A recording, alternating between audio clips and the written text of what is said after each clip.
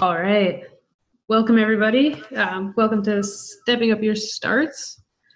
My name is Jenna. I'm one of the sailing specialists with Navionics, primarily in the San Diego, Southern California area. Also, normal day job is a naval architect for one of the design firms out here in San Diego. And I'm also a level 3, U.S. Sailing level 3 instructor for J-World, and I coach part-time on the J80 fleet. So Navionics has given me the opportunity to host some webinars throughout the year. For those of you that are new to the series, this is, I think, number 3 for me of 6. And I'll do a seminar at the end of every month through June right now, with the possibility of extending through the rest of the year. Every talk is recorded, so I'm currently recording this one, and Navionics will post them to the website as well as YouTube. So if you want to catch one of the old ones that I did, January was a docking, and last month's was distance racing tips. So if you're interested in either of those, hop over to the Navionics site. If you Google just Navionics webinars, you can see the list there and be able to find them. I was told today that the docking one is actually not up yet, so I'm trying to get to the bottom of what happened there. Hopefully it'll be posted soon for all of you to watch. Okay, so let's go ahead and get started. Let me first just talk about the Zoom platform that we're in right now, for those of you that aren't familiar. On the top right of your screen, there's going to be a audio settings, QA, chat, raise hand. If at any point during this you have any questions or anything like that, go ahead and send me a question through the Q&A or the chat. I'm going to hold off looking at those until the end, just because they pop up on the screen, can be kind of distracting. So I'll get to those at the end. If for some reason I miss one of your questions, or there's a delay or something, my email will be on the last slide, so go ahead and just shoot me an email. I'll try to get back to you as fast as possible, but I will admit I sometimes read the email and forget to write the reply. So if you're really hoping I answer and it's been like a week or so, go ahead and badger me and send it again, and I'll realize that I forgot to reply to you. I think that's all the intro stuff I have to get to, so let's hop into it. So goal of this webinar, starting is kind of the make or break of your race in a lot of fleets. So the goal of this webinar is to give you kind of a starting point to sift through all the data. There's tons of information you can pull when you're out on the water.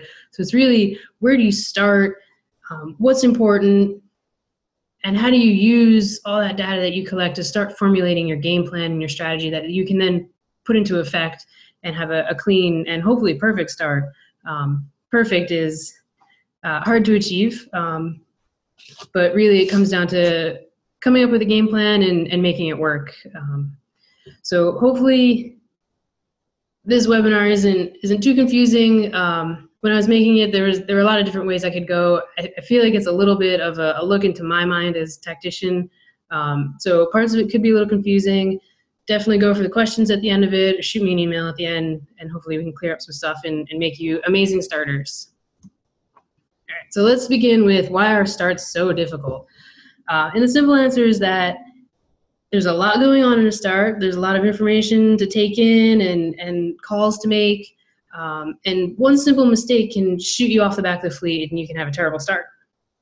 So the long answer is, to have a good start, you have to be comfortable maneuvering in close quarters to other boats. You have to know the rules, know the wind and weather, be able to make your strategy and your tactics from all that information. You need to be able to tune out distractions, concentrate on your boat, making your boat go fast, and your crew, while also still being aware of what's going on around you so you don't foul other boats or get fouled yourself. And the last, you have to have the ability to call for trims and ease before you need it. A lot of times if you're making the call just a little bit too late, you'll see your boat speed go down and you get pushed out the back, and then you're in the second row and your start's not the best. And then the last one, synchronized crew. You want to make sure your crew is aware of what's going on in the start, kind of have an idea of what your game plan is, and make sure that they know the calls for ease of trim, different signals that you make maybe as the helm or the tactician on board. So the perfect start. The goal to the perfect start is to hit the line at the gun, be at your target location, which is ideally toward the favorite end of the line, have clean air, have room to maneuver, have full boat speed or more than boat speed. We'll talk about that a little bit later. And don't foul other boats or get fouled yourself. So a lot of stuff to think about. So for the rest of the talk, what we'll go through, we'll start with some basics just to make sure everybody's on the same page. We'll go through what the 5-minute start is, a little bit of a flag overview, and then we'll talk about rules. Rules themselves can be an entire talk in itself. So I think I've got it down to 2 slides. Pretty simplified version. If you have specific questions on rules, go ahead and shoot me an email. If you had some sort of scenario that you were in that you don't know if you were right or they were right, go ahead, shoot me an email. I'll try to answer that. But we're just going to do a quick, brief 2-slide rules and move on. And then we're going to get into the tactical data. So this is the fun one. So what information should you be recording? You know, in your pre-start, you get out there early, you're sailing around. What could you be doing to kind of bolster your knowledge of what's going to happen, what's going on, and make a good game plan? And then we'll look at ways to apply all that data for your perfect start. And then we'll finish up with wrap-ups and practice that you could do when you're out sailing, but maybe not racing, and my final tips, and then the Q&A. So intro, some basics. 5-minute starting sequence comes from Rule 26 on the racing rules of sailing. It's this lovely book that US Sailing puts out. If you renew your US Sailing membership, they'll send you a copy. That's an easy way to get it. Stay up to date on your membership. So unless it's stated otherwise in your SIs, your sailing instructions, the start is going to be as follows. It's going to be a 5-minute start. There'll be an audible and a visual signal at 5 minutes, 4 minutes, 1 minute, and at the start, 0 minutes. So the visual is going to be a flag, and the audible is going to be a horn. And the kind of the configuration of everything is at the 5-minute, that's your warning signal. Your class flag will go up with 1 horn. At the 4-minute, the prep flag will go up with another horn. 1 minute, the prep flag comes down, again with a horn. And then to the start, your class flag comes down, again with a horn. So your class flag is up for the entire 5 minutes. The prep flag goes up and down at your 4-minute and your 1 minute. There's kind of that gap between 4 and 1 where it's up to you to set your timer at the start and know kind of where you're at in the timeline, because you don't want to go from 4 minutes, go sailing off past the race committee out into over the horizon, and then the 1 minute signal goes off and you're out in the middle of nowhere. So it's up to you to keep track of the time. When you set your timer, I recommend setting it to the flag. So if you're a little ways away from the race committee, you know, they'll do the horn and they'll do the flag, but the sound will be a little bit delayed. So go off the visual if you can. Try to get yourself in a position that other boats aren't blocking the flag staff on the back of the race committee boat, and set your timer that way. So let's go through some of the flags then. So prep flag can either be PI or the Z flag. Generally, you're going to see the P flag for most weekend regattas. Occasionally, you'll see the I flag. The Z flag is pretty rare. So what those mean, if race committee is flying the P flag, which is blue and white squares, any boat that's over the start early obviously has to restart, but you can either just dip back down through the start line or around the end. So you have 2 options there. If race committee is using the I flag, so yellow flag, black dot, as the prep flag, if you're over early, your only option is to go around one of the ends. So you can't just dip back through, you have to come back around. If they're flying the Z flag, the 1 minute rule is in effect. So 1 minute to go, the triangle that's formed by the start line and your windward mark, if you're in that triangle, you'll receive a scoring penalty. And then the last 2 flags here are kind of after start flags. You have the X flag, X-ray flag, is an individual recall. So if just a handful of boats are over early, race committee can keep track of who they are. They'll put the X flag up, sound a horn. So those boats need to restart. And as a courtesy, race committee will normally call out the sail numbers, but they don't have to. So it's really up to you to know if you're over early and make that trip back and restart. And the last flag we have here is a pennant. It's the first sub. If that one flies, it's a general recall. Really all that means is too many boats were over early. Race committee couldn't keep track of it, so they're just going to call everybody back and restart the sequence and restart the race. Okay, let's get into some rules now. So in a start, all of the standard rules apply. There's just some oddities that can kind of make it confusing sometimes. So we'll start with an easy one. If you're over the line early, race committee will raise the X flag and you're required to restart. And how you restart depends on the prep flag that they're flying, whether you go dip back down through or around the end, and we talked about it on the last slide, so I won't go into too much detail with that. The next one's a fun one. So luffing. Rule number 11 states that the leeward boat has right of way over a windward boat, but you must provide room to the windward boat to keep clear. So you can't force them to tack into a barge or a race committee boat or another boat or anything like that. So you do have rights, but you have to be, you need to recognize good seamanship and not force another boat to crash.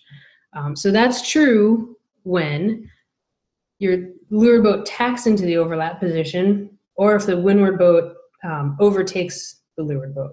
So leeward boat tacks in or gets overtaken. Leeward boat can luff up if they want, really do as they please, as long as you don't force the windward boat to hit something. If the leeward boat overtook, it changes a little bit there. So leeward boat still has rights before the start. Before the start, there's not really a proper course because you're just kind of sailing around wherever you want. So until the gun, if the leeward boat establishes overlap from astern, overtakes, leeward boat can do whatever they want, but at the gun you must come down and sail your proper course, which is close hauled. And then what we have in bold there, just to complicate things a little bit more, if you're down starting on the pin end of the start line, your proper course is to start the race. So, if close hauled is going to take you below the pin, proper course for you would actually be pinching. So in that case, you can pinch up and luff the windward boat because your proper course is to start the race. So I've seen boats get forced out at the pin and protest and win the protest for that reason. And last slide here. So barging, this is a fun one. Buoy room does not apply on the approach to the start. So your final approach, you can't call for buoy room or anything like that. And the leeward boat is not required to allow windward boat to kind of squeeze in, barge in between them and the race committee boat. So this all happens on the race committee side generally. So you have race committee boat, you're coming up, close hauled, and another boat tries to sneak in and shove themselves in there. So leeward boat is not required to let that windward boat in unless there's no room for that windward boat to bail out. So if it's too late, they've kind of snuck in there, and if that windward boat tacked out, they'd hit the race committee boat, well then the leeward boat has to give them room. You have to give them the chance to keep clear. That's not to say you don't have the chance to protest that. That's obviously what you should do in that scenario. But do give them room, make sure there's no collisions. And then the other exception is if that leeward boat established overlap from behind, so overtook, at the gun you have to go back down to close hauled. So if the windward boat can sneak in, you can't luff up and push them back out. And then if the start mark is actually an obstruction, like a jetty, then the buoy room rule does apply. So that's kind of a different scenario. And we'll finish off with another easy one. If you hit the starting mark, you obviously have to do your turns. Generally, that'll exonerate you, and you can keep racing after you do your turns. But you can't just hit marks and keep going. Okay, so now into the fun stuff, tactical data. So what should you be looking to record? And kind of the important bits that'll help you at the start. And also, I realized as I was making this, is information that's also going to help you in your first upwind leg. So a double win there if you can get all this information written down before the start. So good things to look at are your tack and gybe headings, wind direction, and then we'll gather some data on the start line. So how long it takes you to transit, figuring out what end is favored, and then just your boat characteristics. So these are very boat specific. How long does it take your boat to turn, to tack or gybe? After you make that turn, how long does it take you to get back up to speed? Heavier boats take a little bit longer. Lighter sport boats can accelerate pretty quickly. Dinghies are nearly instantaneous. You can get up to speed in seconds. And then the opposite of that is the time to slow down. So heavier boats will carry a lot of momentum through. So if you find yourself in a squeeze situation where you really need to slow the boat down quickly, or there's going to be a collision, there's no room to maneuver, or something like that, when you dump your sails, how quickly does it take your boat to slow down or stop? So we'll jump into tacking and jibe headings, tack and jibe headings. So recording this number is going to give you a starting point to judge headings throughout the race, not just at the start. Becomes especially important when calling your lay lines and when you're coming out of tacks and jibes, so that you're not oversteering constantly and doing S's up the course. Specifically though, at the start, knowing your upwind headings, your tacking headings, will help you plan that final approach so you know your lay lines to the pin into the race committee boat. So you don't overshoot or overstand anything there. So how do you get this information? First step is, either you can do this on the way out to the course, if it's an upwind or a downwind sail for you, or if you get out to the course a little bit early and you're just sailing around, instead of just sailing around for the sake of sailing, you can sail around and gather this data. So step one is to work upwind, put the sails up that you're going to race with, trim properly, get your head in the game, start getting kind of in that mindset of racing. So you're going to work up the course close hauled on port and starboard tack as you go through, and just write down what those headings are as you work up the course. And then you can either do a mock windward mark rounding or just head the boat down and then go for your spinnaker set. Again, you'll set your spinnaker, drop your jib if that's what you guys do in your class, go for proper chim, and then jibe your way down the course, again recording those headings. The last bullet in that section is I usually record compass headings, but I'm constantly noting true wind angles and things like that. And I'll usually give my skipper compass heading to steer rather than the true wind angle, just so that he has to look at one number, doesn't really have to think. But use whatever works best for your boat and for your skipper. It really just comes down to a communication thing. Make sure you're both talking about the same number if you're new to a boat or something like that. And then the other benefits of recording these numbers is as you track it throughout the day, or even throughout just a leg, you'll be able to see wind shifts, wind trends. And then the final one there is, just getting out and practicing and doing the tacks and the jibes and the maneuvers. It's going to get your crew in the racing mindset so that you don't put up the sails in your 5-minute sequence, and that's the first time they've trimmed in 3 weeks because you haven't been out racing. So it just kind of gets the cobwebs out, gets them thinking about the race. Okay, next piece of information you want to look to write down is wind direction.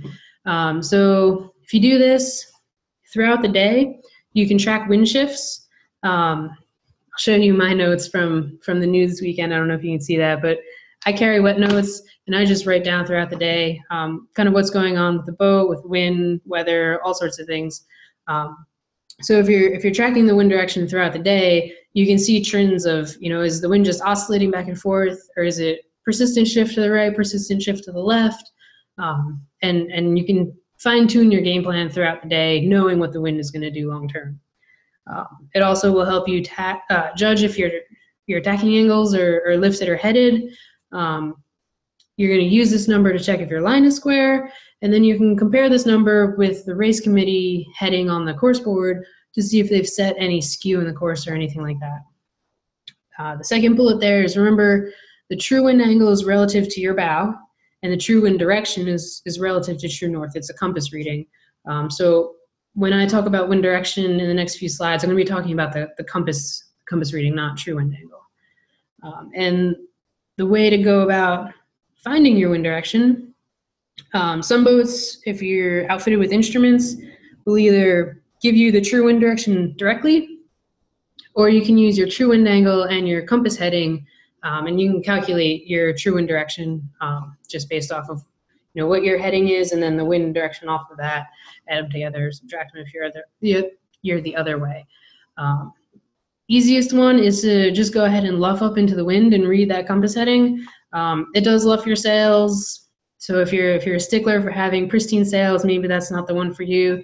But typically, at least out here in San Diego, we have to do back downs before each race to get kelp off the keel. So when we do those, that's a great opportunity to pull that wind reading off. And then the third option there, if you don't like to luff your sails and you don't have instruments or anything like that, you just have a compass, you can average your port tack angle and your starboard tack angle. So average them, the middle one will be what the wind is. So we're going to use that wind direction now to figure out the favorite end of the line. So This diagram down here on the bottom, let's see if I can get a highlighter. Okay, so this diagram down here is what we're going to be looking to make. So step one is to sail along the starting line, parallel to the starting line, and record your compass heading. So in this diagram down here, say, the beautiful artistic skills here, say we're sailing along the starting line in that direction. And we read the compass heading and it's 200 degrees. Okay, so we know if we sailing 200 degrees, if we made a 180 degree turn, went back the other way, that would be 20 degrees. So somewhere in my wet notes, or if you have a pencil on your cabin top, you can even draw this and erase it after racing. You're going to draw a horizontal line and you'll put down 20 degrees and 200 degrees. The next step is to subtract 90 degrees and get that perpendicular angle. So if we subtract 90 from 200, we get 110. So that's going to be our perfect wind angle. If they set the line without a favored end, the wind would be coming down right at 110. So draw these lines on, green lines here in this diagram, and then we're going to draw our wind direction line. So say when we luffed up into the wind, we read the wind at 0.85, so 85 degrees. We know that falls between 20 degrees and 110 degrees, just normal counting. So we'll draw it in this left quadrant between those two numbers. And then the way to determine the favored side is just the quadrant that you've drawn that wind direction in. So in this example here, we've drawn the wind at 85 degrees, the purple line. That's in the left quadrant, so the left side of the starting line would be favored, which would most likely be the pin end.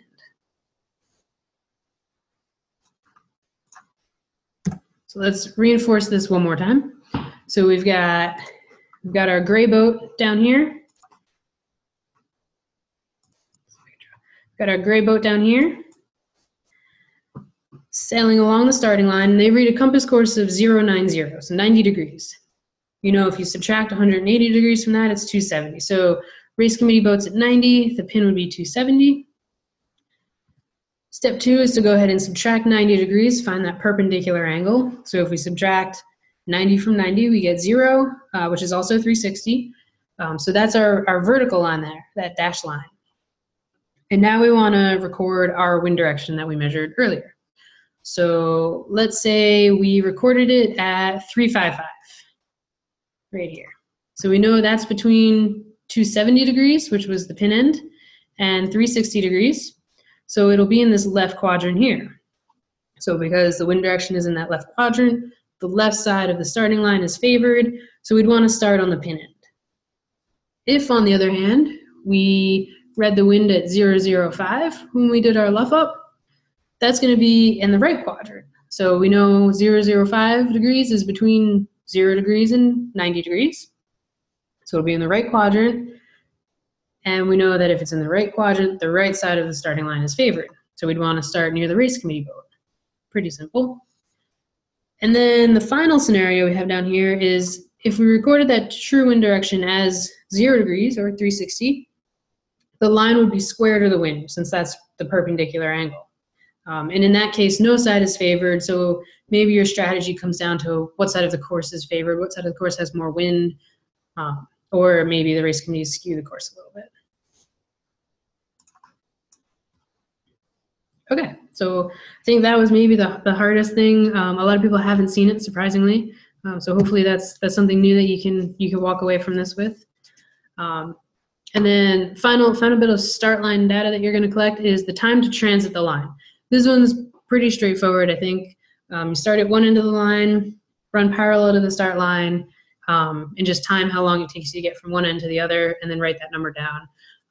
It's really simple to do, but it's a number that you're going to use constantly in that 5-minute starting sequence to judge how long it's going to take you to get from here to there, how far you have to go. You're constantly going to be thinking about speed, distance, time. Okay, and then the other important numbers were the remaining 3 from before. So how long does it take you to tack or gybe your boat with your full sails up, trimmed in, skirt on your mainsail?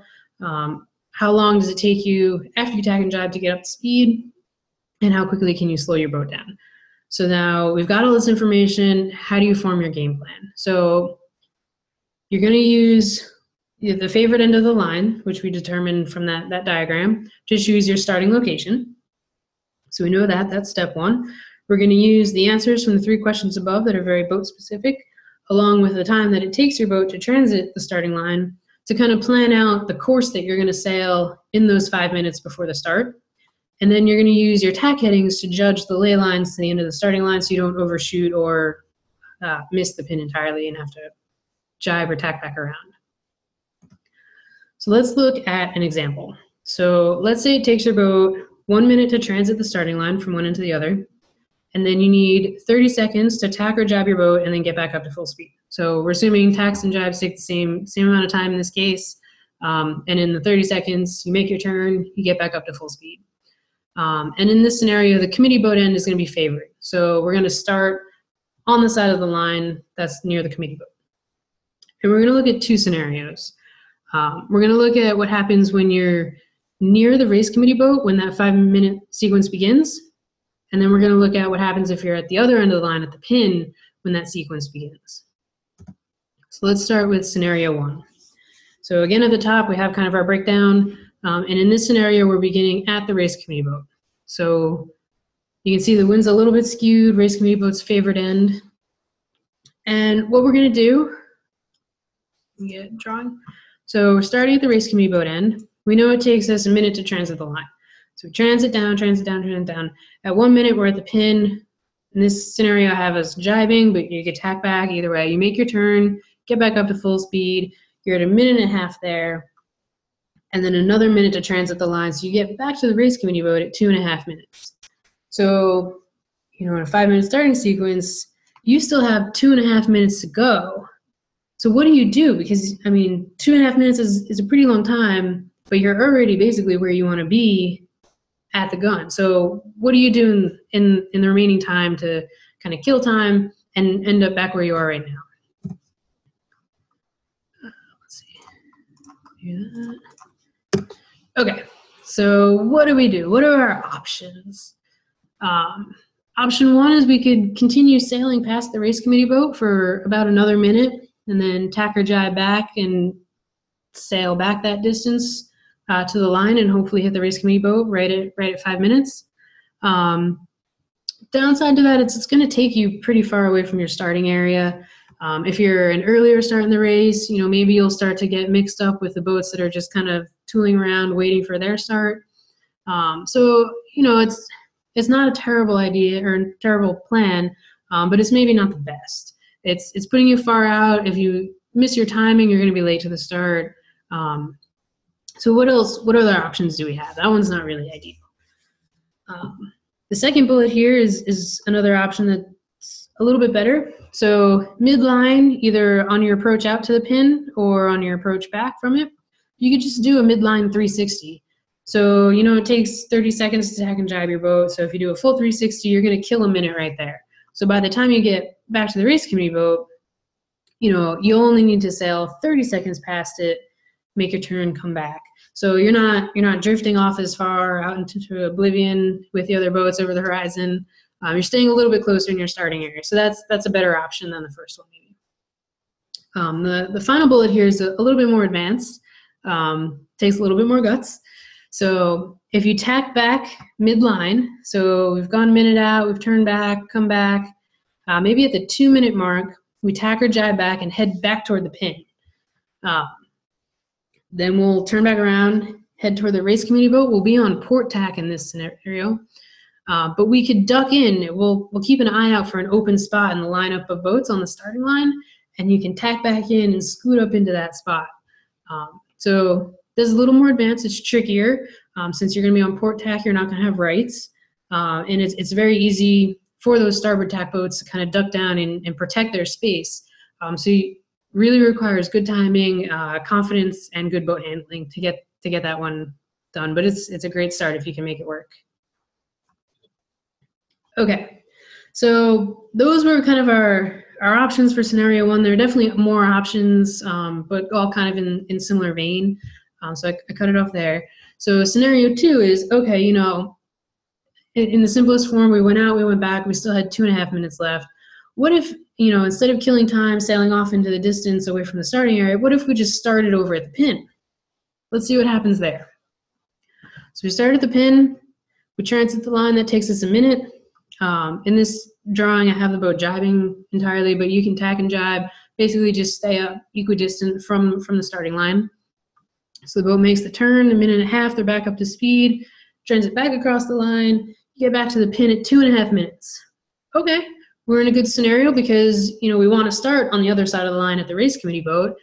So we've got 2.5 minutes left, we still need to make our turn, get back. So it looks like we'll get back to the race committee boat at about 4 minutes. So now we only have 1 minute left to kill. What options do we have here?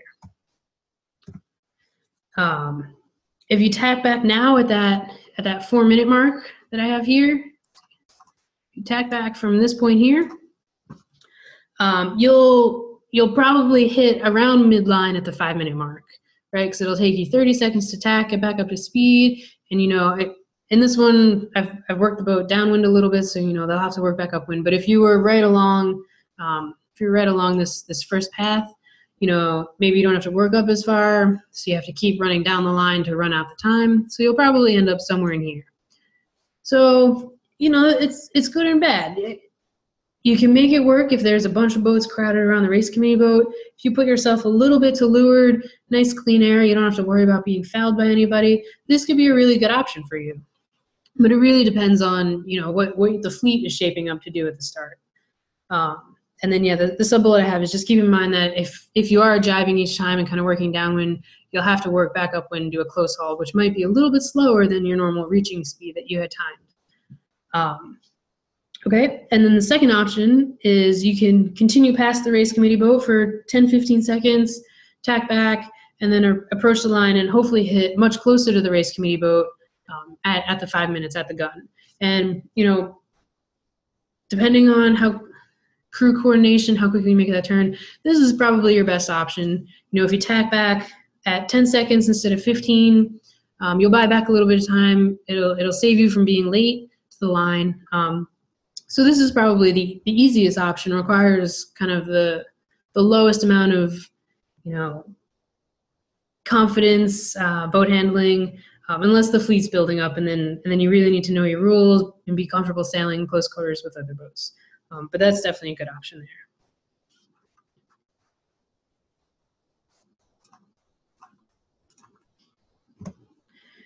Okay, so let's move into the wrap-up section now. That was the bulk of what I had for you guys tonight. Hopefully it wasn't super overwhelming, and hopefully you can just take away a few things and start building your base and your foundation, figuring out what information works for you, start forming your game plan.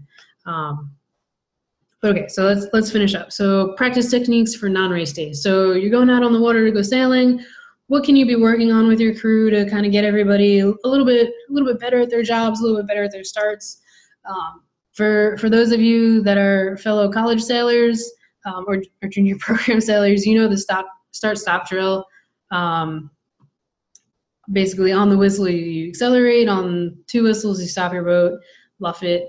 The bigger your boat is, though, maybe you want to tweak it to be a slow down, accelerate, since you're not really, hopefully, ever going to just stop your boat on the starting line. But maybe more dinghy sport boats, you might want to do the start-stop option. So you can tweak that drill a little bit, and basically what you're going for without a coach boat, if you're just a tactician or the helm, what you're looking for is accelerating the boat up to your polars for your upwind, and then shoot for maybe a 2-knot decrease in speed. So speed the boat up, luff the sails or oversteer, slow the boat down 2 knots, and then just keep kind of oscillating through on a course, tack over, do the same thing on the other direction. Mock starts. These are awesome. This is going to be what I advocate. When you get on the course, you get all your information, just run through a mock start. So set the timer for 5 minutes and just kind of run through a quick practice of what your game plan was shaping up to be. So this helps the helm and the tactician start to focus on that speed distance timing, start to nail down exactly when they need to make their tacks. Helps the crew focus on the quick maneuvers in the start. And then the bonus is that if you mess up, it's not the actual start, and you can learn from that mistake and apply it. So maybe you tack back too soon, you ended up a little bit past where you wanted to start. So you say, okay, maybe now in the actual start, when we repeat this, we'll keep heading out that direction for another 10 seconds before we tack back, something like that. The third one, if you've got another boat, fellow boat, doesn't even need to be the same boat, get them out there, get your buddy out there, and do some close quarter sailing. So this will really help you get comfortable maneuvering in close quarters to other boats. You don't really even need a set plan. You can sail on the same tack pretty close to each other, have one boat tack off, the other one come at each other at different tacks and lee bow.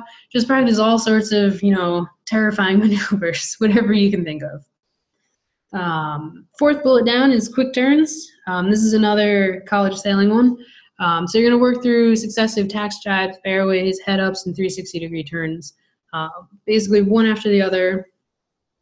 Just throw them out there, call them out, mix them together. So go through a tack and go straight into a barroway, go for a jibe, go straight into a heading up, or do your full 360. My note is that this is going to be very tiring on the crew, especially your head sail trimmers. So don't really tire them out right before the race with this, but this is a good practice day. It gets everybody quickly thinking of, okay, I released my sheet. I shouldn't just go sit on the rail. I should maybe prep my line, ready to attack again as quickly as possible, because in the start, you never know. Maybe you get yourself in a fouled situation and you need to make a quick tack or a quick dock away from another boat. So your crew really needs to be ready and prepared for that. And then the last bullet here is a fun one that can be done on or off the water. If you find that you're really terrible at calling time and distance to things, just practice walking down the street, driving down the road, pick something off in the distance and say, okay, I think it's going to take me 40 seconds to get there. And you can count, you can time it, and see how long it takes you to actually get there. And then you'll start to be able to compare your speed with distance, and that'll really help you just kind of more naturally be able to call time. It becomes almost second nature if you do it enough. And my final notes. Okay, so I think I've got 2 slides here, and then we'll be done. Doing pretty well on time. So final notes here. To control speed on the approach to start, if you need to slow down, I would try before you dump your sails and ease your sails, because it's going to take you some time to retrim them, get the boat back up to speed. So before you go ahead and do that, try to oversteer your boat. So as you're turning, you're going to create a lot more drag on your foils, maybe even stall your foils, and that's really going to slow the boat down. So keep your trim as is, oversteer the boat, steer a little bit erratically. Not only will it slow you down, but people will also stay a little bit away from you, so you'll get your room back, some room to maneuver, some clear air. So kind of a double win there. If you find that you do need to ease your sails, so oversteering is not slowing you down enough, ease the jib first. So what that's going to do is it's going to move the center of effort aft on the boat. So center of effort comes aft. Think of it kind of as a seesaw pivoting around the mast or the keel. Center of effort comes aft. It's going to push the stern, and the bow is going to keep that ability to point. So I don't know if you've ever sailed with just your jib, but you find that you have a lot of lee helm and the bow wants to bear away a lot. This is just the opposite of that. So ease the jib first. You get a little bit of weather helm. The boat wants to continue to point, which is great from a helming perspective. You don't get pushed down into other boats, anything like that. So ease the jib first. If you really had to bail and blow both sails, everything's luffing, when you go to retrim, trim the jib first. So center of effort's going to move forward. It's going to push the bow down away from the wind just a little bit, and that's going to help you gain speed and power, and then you'll trim your main. Center of effort will move back, and the bow is going to get that pointing ability again. So this is really helpful, so you won't have to steer as much, create a lot of drag on your foils. So by using your sails to help steer your boat, you're minimizing the amount of steering you have to do and minimizing the amount of drag that you put into the boat. So trim jib first, main second, ease jib first. Third bullet there is room to leeward. So this is going to help you bear away and gain speed. Come through the tack, your final approach, maybe you're just not hitting your polar numbers. you have room to leeward, you can bear away, gain some speed, and at the gun, when you head up to close hauled, you're going to carry that speed through. And you're actually going to be sailing faster, hopefully, than your normal close hauled speed. And that might be just enough speed to eke you out in front into some clear air, which is going to be really helpful. And then the last bullet on this page is, if you have a bad start or get squeezed out into the second row, squeezed out of the first row into the second row, start thinking about how to get yourself into a better situation. Clearing tacks are probably going to be your best bet. Once you have room to clear or room to tack, do one tack over. If you want to keep heading, say, toward the left side of the course, tack over just for a little bit, get into clear air, tack back, and then you're hopefully windward of the fleet in nice clear air. Or maybe you bite the bullet, you make the tack, you head off to the other side of the course. You know, maybe both sides are equally favored, so that could pay off for you. Yeah. And final slide here, final notes. One thing to keep in mind is that some race committees set the line with the pin slightly favored. And the reason for this is, you know, they have a very expensive race committee boat, very expensive to maintain. So they want at all costs to protect that boat. So if they set the pin in favored, that's going to draw the fleet away from the race committee boat and prevent any possible collisions. So that's just one thing to keep in mind when you're determining the favored end, you know, that maybe they've gone ahead and done that. Race committee can also play some games with skewing the course to spread fleets out. So you really want to be mindful of, you know, what they post on the course board, what the wind's doing on the windward sides of the fleet, upwind on the course, and what the wind's doing down on the start. And one way that you can kind of process this without sailing all over and recording all this data is to just watch earlier starts. So, you know, if you're the first start, you need to do as much as possible data gathering. But if you're the fourth start, you've got 3 sets of boats headed out in front of you. You can watch how everything plays out from coming off the line, what side's favored. You know, maybe the fleet splits, half goes to the left side, half goes to the right side.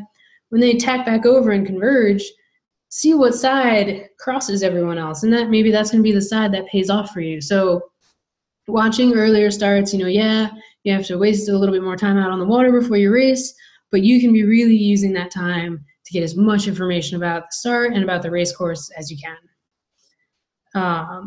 That kind of feeds into the third bullet there. Remember to take into account any course bias when you pick your starting spot. So course bias would be like the left side is favored, but maybe the race committee has set so that the race committee boat is favored. So right side of the line is favored, but the left side of the course is favored.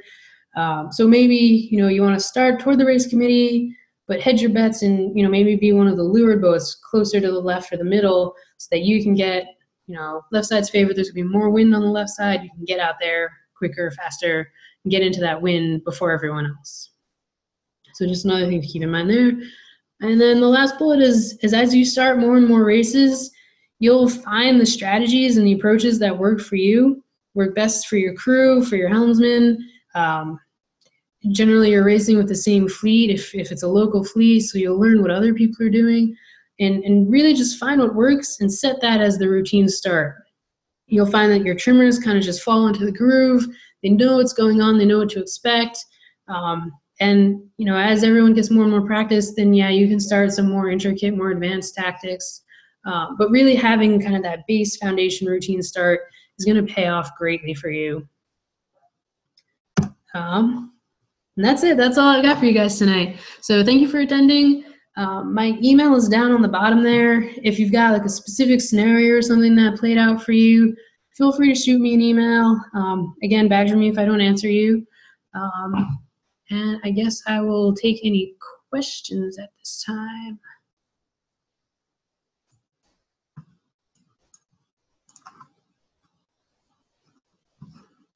Nothing? Nobody's got anything for me. All right, guys. Well, thank you for attending.